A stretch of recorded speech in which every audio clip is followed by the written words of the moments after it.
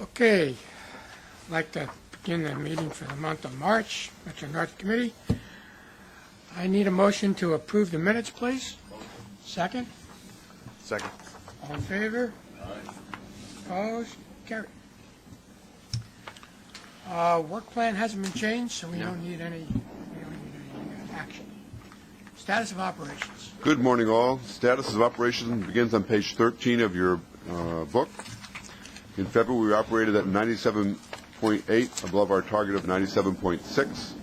AM peak ran below goal as the PM peak did, but the off-peak weekday, off-peak weekend, and AM reverse peaks were all above target.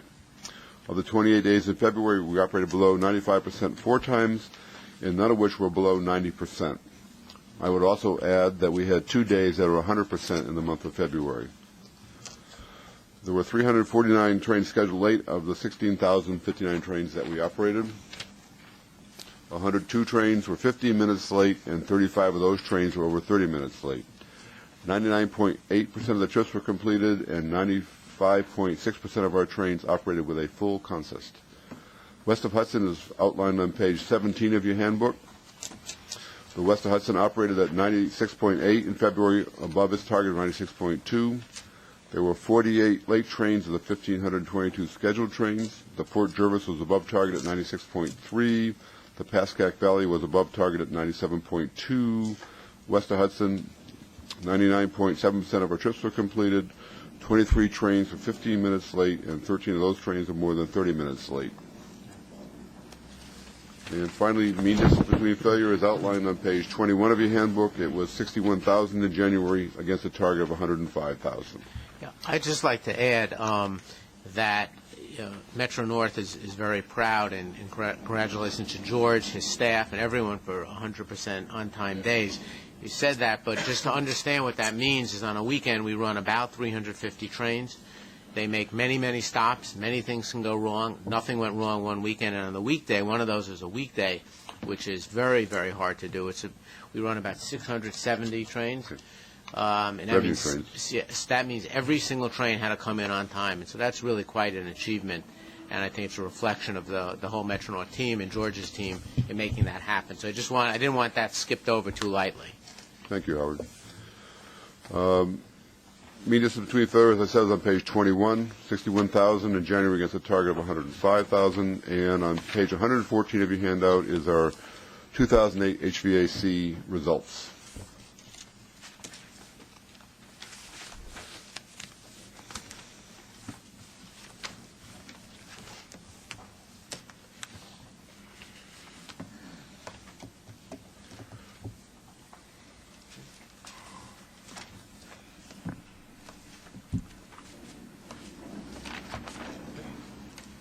Any questions?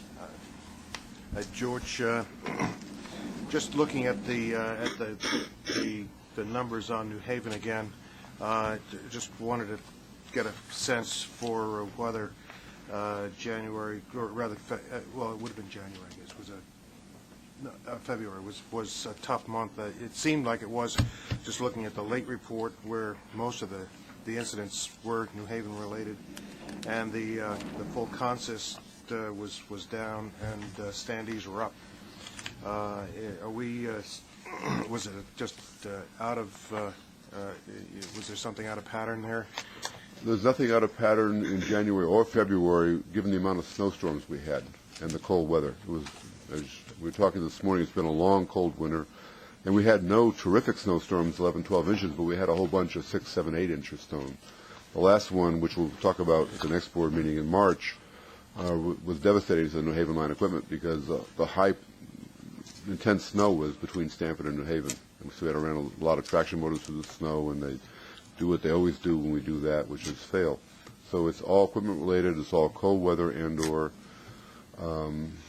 snow related. You can see the 100% days happen within 2 weeks of snowstorms. So everything comes right back. It's just going through and getting through that period, so that what will happen on the New Haven line is I think what we've proven over and over again is the technology we put into the M7, moving the electronics up into the car body, putting military-style lockers underneath, has done just excellent job of keeping us out of trouble with those fleets, and that same technology we applied to the M8, which is coming next year for the New Haven line, will be the same type of situation. Thanks. I recognize that, so I'll pop these questions on New Haven, and it's sort of the same answer, but this time I think it seemed to be rather more incident-related, meaning in this case the weather, and I thought it was good to get that out there if that was the case. Terrific. Any other questions for George? Okay, thank you. Kim? Good morning.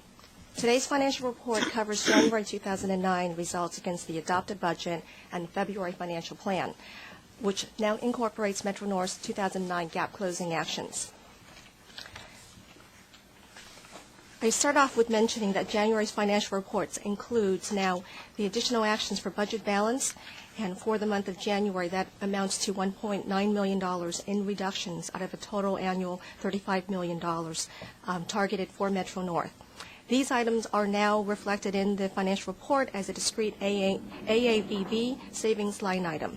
However, actual budget savings from Metro North's implementation of non-service related AABB savings have been captured, although not in the discrete AABB line, but within the traditional expense categories throughout the financial report. The actual budget savings for service-related savings have not been reflected due to the need to await the MTA Board meeting, which is occurring this Wednesday. So in light of all these facts and what we just mentioned previously as very severe cold weather conditions, Metro North's net surplus or deficit was still favorable to budget by $1.4 million. Total. So you're saying that you have the means to break out these AABB efficiencies or savings. You just are not showing it until it becomes official, but it's not a... To be technically correct, what I will say is that we know how much we budgeted for the month of January as it relates to the AABB reductions. We know how much of those savings, however, we did not act on. So it is it is not completely clear to allocate an actual amount of savings because they're embedded throughout the financial reporting results. But it's important to mention that a number of those, and approximately half of the 1.9 million reductions, were not acted on. But however, there were savings throughout in other categories, and overall, the net surplus or deficit situation is still positive to budget, although a number of the reductions were not acted on. And they were not acted on pending the board action this month. Okay. On the revenue side, overall revenues was in line with budget. It should be noted that overall ridership for east of Hudson for January was 6.3 million, which was 2.7 lower than the budget. This represents the continuation of reduced ridership, which we saw at the end of 2009. Offsetting this, however, was just the favorable timing variances and other operating revenues for GCT net retail revenues related to LaSalle management fees.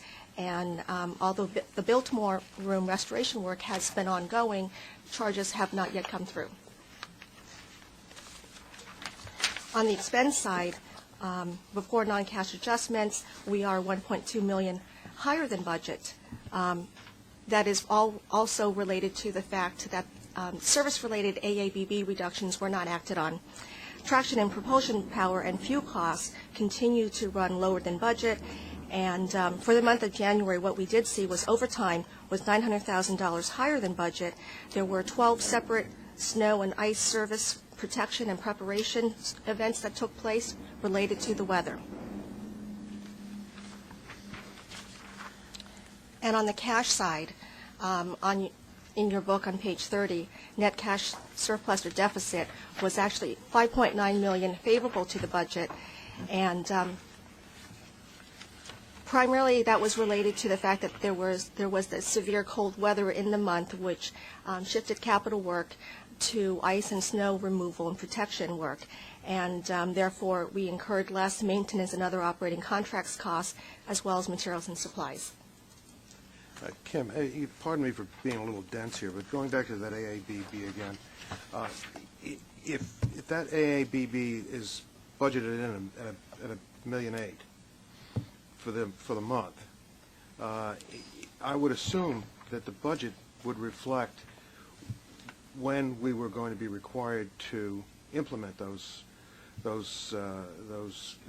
service cuts or however they're made up.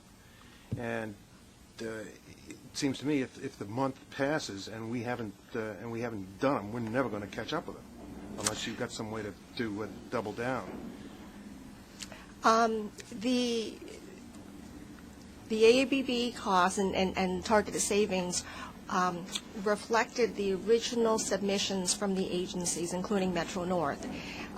So with when some of the savings reductions were requested to be held off to wait for the external actions that may save some of these service reductions, the original time frame is still what was reflected and what is valued for the AABB reductions. And that's consistent throughout all the agencies. So you just took the gross amount and spread it over 12 months? Is Exactly. That it? Right. But in fact, you really expect to get it later in the year? If it's put in. Right. There will be certain costs included in the original $35 million that you cannot make up because of the delay in implementation time. Our estimate was an annual number. And one of the things there, because we've held off pending, the board actions, some of the actions will now be 6-month numbers. So that will affect obviously it's less than the annualized number. For 2009, for 2010, it's the full amount. Finance matter. Any other questions for Kim? Thanks, Kim. Monthly ridership. Good morning. The monthly ridership report for January 2009 is in your book starting on page 39. I'm just going to give you a few highlights. January ridership was 1.8% below January of 2008 and 2.7% below budget. This is the second month in a row now that we've seen negative trend versus previous year. We had seen slightly under 1% negative in December, and this represents a deepening of that trend, down 1.8%. Commutation, which had been flat in December, in January showed a decline of 1.8%. Non-commutation ridership down 1.9%, so it's fairly consistent by market. Across all three lines, the ridership was fairly comparable. The trends shown down 2% on the Harlem, 1.6 on the Hudson, 1.8 on the New Haven. In January was the first month we actually saw a slight decline in our intermediate ridership neither to or from Manhattan, down 1%. That was the components of that. Intermediate commutation was flat, and intermediate non-com was actually down 2. West of Hudson, ridership in January was down 1.3% compared to the previous January, which represents 3.7% under budget. The Port Jervis line declined 2.8% versus January of 2008, while the Pascack Valley, which had been showing double-digit growth throughout almost all of 2008, slowed down to only a 3% growth versus January 2008, despite all the service expansion, which fueled the dramatic growth we had seen throughout 2008. There are three managed connecting services. The Hudson Rail Link was down 5%. That tracks with what we were seeing in the West Bronx in general in terms of ridership out of those stations. Haverstraw, Ossining Ferry, and Newburgh Beacon both had significant declines in January related to the operation of substitute bus service for a significant portion of the month, during which ICE prevented us from running the ferry boat service. Any questions?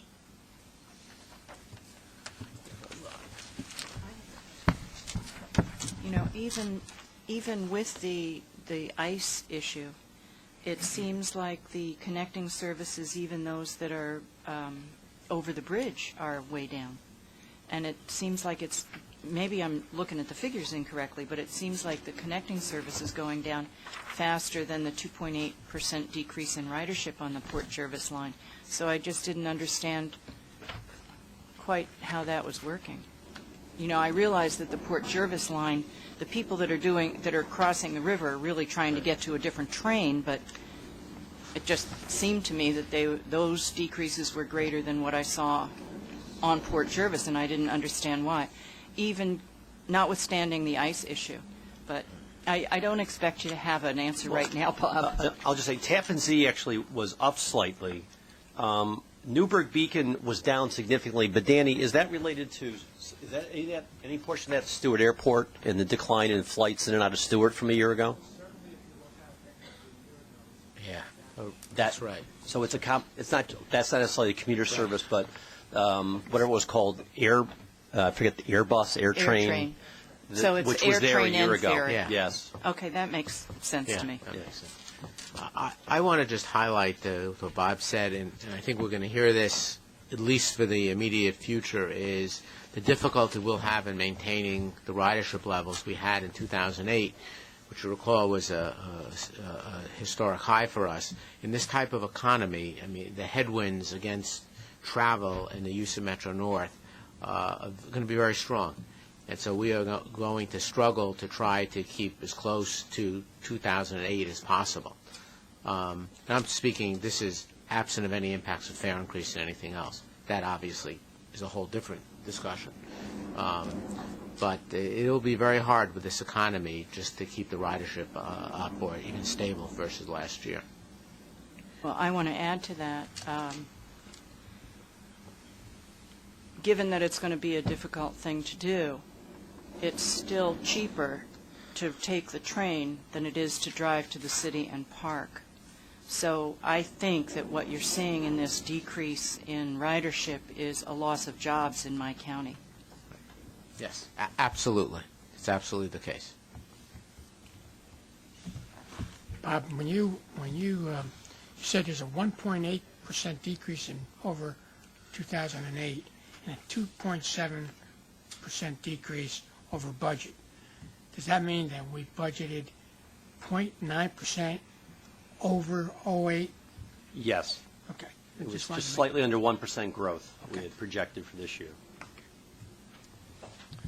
Any other questions? Thank you. Capital. Thank you. Good morning. The capital program report is on page 49. I have a few updates.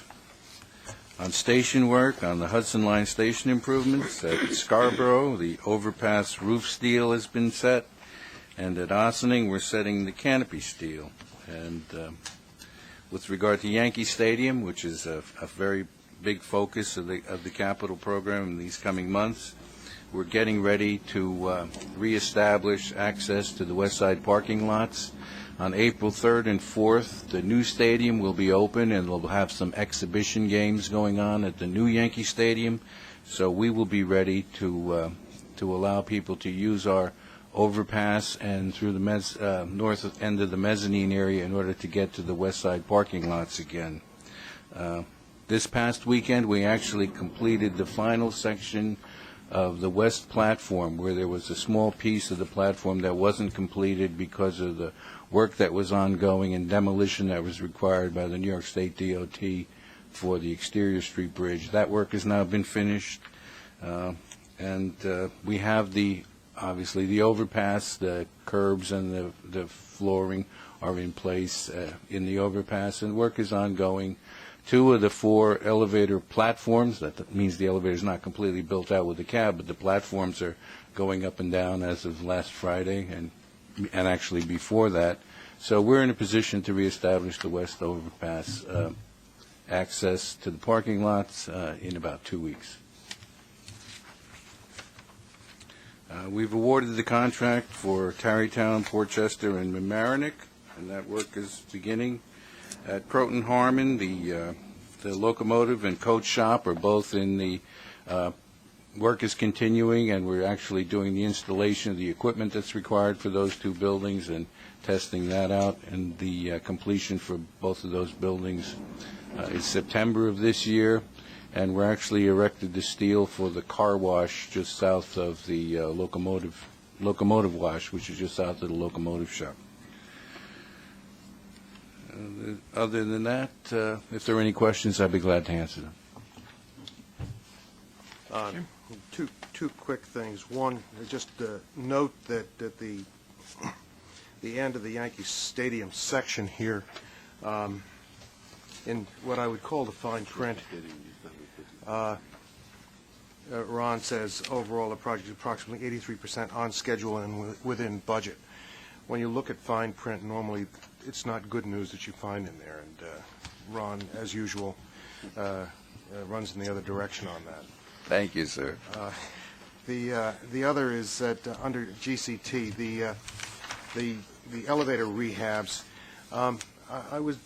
we have gone up and down on those elevators from time to time for events and whatnot, and I have always found the faceplates that identify the floors to be something that you would need a Rosetta Stone to really decode. And I was wondering if maybe as this is being redone, maybe they could be made a little bit more clear. We'll try to do that. As George mentioned, there is a SHPO issue involved, but yes, I understand the concerns, and hopefully we don't have that problem. Thanks very much. I'd actually add, Jim, one thing we are doing as part of that project is going to redo some of the controllers, so it'll be easier to determine how elevators are called, and it'll be a much more user-friendly effort than it is today. You'll be able to call the specific elevator, not have to look two down. That's a complication I wasn't even aware of. So Ride them long enough. Yeah. Any other questions for Ron? Okay, safety report. Good morning. I'll comment on the safety statistics that are in your books beginning on page 53. It's obvious from the charts that we had a very difficult start of the year with a very difficult January. It looks particularly bad in comparison to last January, which also, if you look at the charts, you'll see was just extraordinarily good for a winter month. We had, it was just one of those months where basically anything that could go wrong went wrong. We had 14 cases from just 3 incidents. We had a fire in Grand Central where we had 10 employees evaluated for smoke inhalation. They were all fine, but the fact that they were evaluated counts them as injury cases. And we had 2 employees in a single motor vehicle accident and another case involving 2 employees when a marble slab tipped over and fell against them. So in addition to that, as George mentioned, we had, although not any horrendous snowstorms, we just had a succession of days with a lot of frozen precipitation. As a result of that, we ended up with 7 weather-related slip, trip, fall cases also. All in all, we had a month like we hadn't seen in several years. We did immediately take a lot of aggressive measures to counteract this. Company-wide, we had basically a company-wide stand-down, a safety week, where we did a lot of communication to employees, and in particular in George's division in operations, we had a personal contact with virtually every employee through a safety meeting or actual one-on-one contacts in the field to ensure that we got everybody refocused and, again, making sure that safety was everyone's first priority as they were working. I will say that in February that pace of injuries moderated significantly. Again, we were comparing to a very good February last year, so we didn't quite exceed last February. But I'm glad to say that so far in March, we're about 50% below at this point where we were last March. So we have turned around significantly, although we dug ourselves a very deep hole at the beginning of the year, and it'll be a real challenge to climb out of that during the balance of this year. On the customer side, much better news on page 55. And last year, through January, we had 30 customer injuries. This year, we only had 13. Adjusted for ridership, that was 2.1 injuries per million rides compared to 4.6 per million rides at that point last year, a 55% reduction. And I'd be glad to answer any questions. Any questions? Susan? You know, going forward, recognizing that this whole is going to be a tough one, not to change what's in the book, but if, as we go forward, you could comment on the extent to which the early year issues are influencing the results, I think that would be helpful for me to see where we're really at in the rest of the year. Sure. Thanks. Okay, thank you. Thank you. MTA Police Report. Good morning. On page 57 in your handout are the statistics for Part 1 reportable offenses. As you can see, February 09 versus February 08, we saw a decrease in total major felonies of 25%. And when you compare January 09 versus February 09, you see an additional decrease of 14% across the board, which is very good news for the region, for the Metro North service area. So we're doing very well. If there are any questions, I'll be happy to answer them.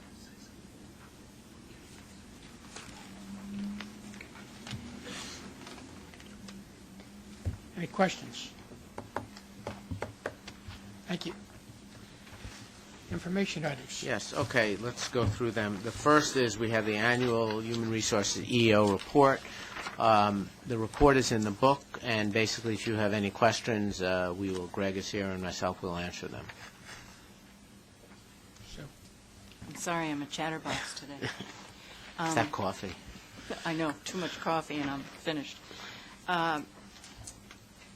As you know, throughout the agency, we have goals for our workforce and for our contracting.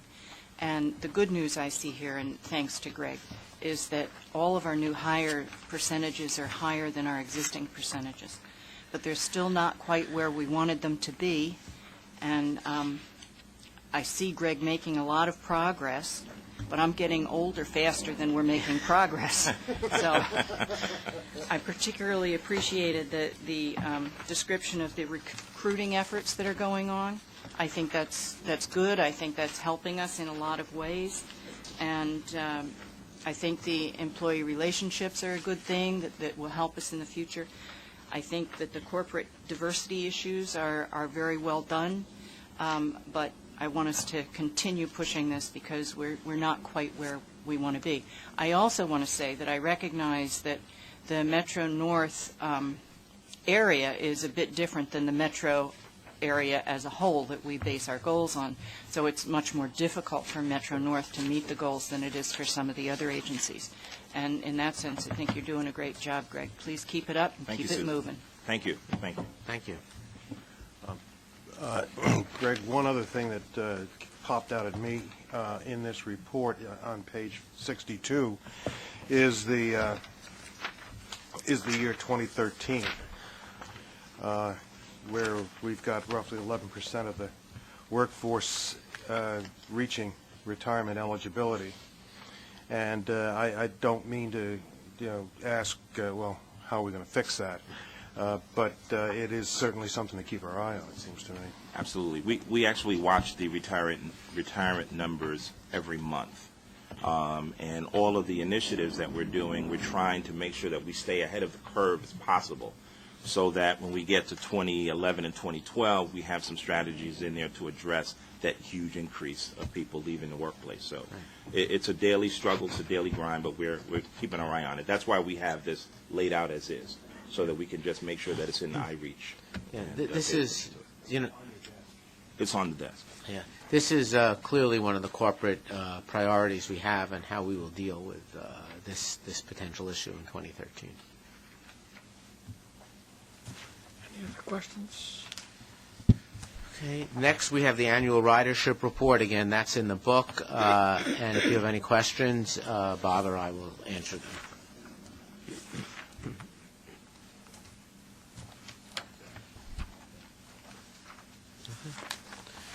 Okay. Then we have the report on the 2008 HVAC system. Again, any questions?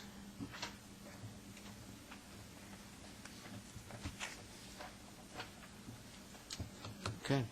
Finally, we have the April schedule change. Basically, this is a change to accommodate a number of construction projects. Bob, is there anything you want to highlight in this memo? I'll just say that we're doing more concrete tie work starting in April on the Upper Hudson, which will require some significant single tracking. We have to put in some significant schedule changes, and unlike our normal standard of having one spring and one fall timetable, this will require, because of the nature of the work and the amount of disruption that will be our customers in the Upper Hudson will be seeing, we'll be having a schedule change in early May to move into the next phase of construction, and then we're going to have a schedule change. We're planning to have a schedule change sometime in July, hopefully to undo a significant number of the changes we're putting in this spring so that they don't run all the way through the fall, because among other things you'll see in here, we have to truncate a couple of reverse peak trains, a train northbound in the morning and a train inbound in the evening, just because with the parade of peak trains in the dominant direction, there's not room to get through the single track. And we don't want those train eliminations from an Upper Hudson customer's perspective to go on any longer than we can have to accommodate the work. So we'll be having 2 mid-season schedule changes to deal with the construction. Any questions? Okay. We have an easement agreement with Dutchess County that's here for information only. It's going to be taken up at the Real Estate Committee meeting. Right. Okay. Ready for the procurements? Action items, none. I think Jim would like to say something Before we get into that, Jim, I thought I'd just mention that on the 11th of March, the Metro North executive team met with the held a President's Forum sponsored by the Metro North Commuter Council here in this building. We had a modest turnout, but nevertheless, it was well. The questions that came forward were, I think, thoughtful and were generally useful both to the questioners getting answers and to the railroad getting some good perspectives and some ideas. I wanted to thank Howard and his team for an excellent presentation. Howard gave a good summary of where the railroad is and the initiatives that are underway and the performance that's been achieved over time. The Commuter Council sponsors these President's Forums once a year, and we feel that they're useful, and we're as usual very pleased with the responsiveness of the management team. It becomes a very constructive dialogue, and so Howard, I want to thank you and your staff. Well, thank you, and I think we agree that it's a good opportunity to get some ideas and have an exchange of thoughts and some things that we may or may not be aware of, and be helpful as we go forward. So that was a good session. I also thank Norman for being there, representing the board as well. Okay. On the procurements, first let me just say we're holding off on the Danella procurement, so that would come out. First, let me highlight, and something I want to do every month for you, is what we're doing in the way of joint procurements, which is a priority, I know, for Jim as well as some of the other board members. So this month we have 2 joint procurements where Metro North was the lead on both of them. One was an OEM for both the Harmon and Hillside wheel boring mills and wheel press, and the other is a multi-agency agreement that includes New York City Transit with respect to Staten Island, for us, Long Island, New York City Transit for rail testing services. and both of these were led by Metro North. As you know, one of our goals is to do as much of this as possible, and we have a whole process in place to do that.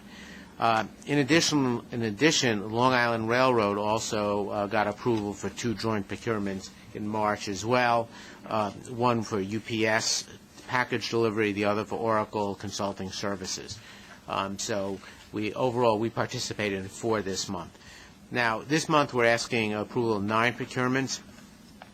There are 4 non-competitives. One is the joint Long Island Railroad, the 2 I mentioned, the Metro North Long Island material purchase for the wheel boring mills. The other is for the maintenance of the to CMES, which is the maintenance of these machines. Then there are also within that a service contract for New Haven drop table, and also there is for a maintenance contract for floor scrubbing, sweeping equipment. Both of those are OEMs. So we have that. We have also, in addition, we have 5 competitive procurements. One is for the Sperry rail car, which is to do the rail testing at Sertoa, Metro North, and Long Island Railroad. And then we have 4 changes. One is with E&K to go to 100% design of the computer-based control system for the Harlem River Lift Bridge. A second one is a change of construction contract at the new Yankee Stadium station that Ron spoke about, and this is a joint change between us and the City of New York, whereby we're going to provide some extra room at the base of the stairs. For us, we get additional TVMs, and thereby reducing the crush up in the mezzanine where space is at a premium, and the city gets some storage room. The split is 38% Metro North, 62% the city. And then also, the last one is the exercising of the option for ballast cleaning we have with LRAM maintenance. And finally, we have 1 emergency ratification, and this is for the purchasing of magnets that are needed to run the interagency trains between New Jersey Transit Metro North this fall. Any questions in regards to the procurements? Okay, I need a motion. Second? All in favor? Opposed? Carried. I don't think we need a executive session. So our next meeting is Monday, April 27th at 8:30 a.m. Good, thank you.